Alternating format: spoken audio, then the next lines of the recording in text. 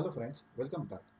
Today we will see our next tutorial about creation of Salesforce Lightning Developer account.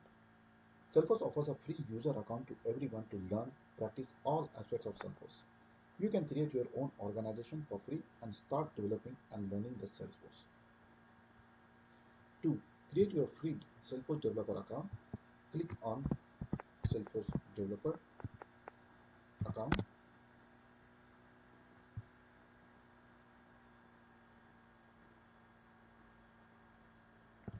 To create your own free developer account, you need to fill all the mandatory fields. User ID will be in the form of your email ID.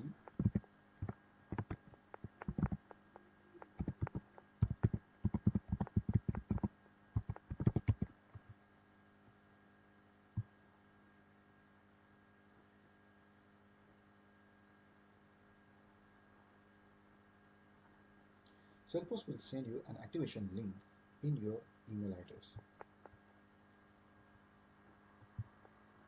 Here you can see one activation link has been set up from the Salesforce. Click on verify account. You can set your own password.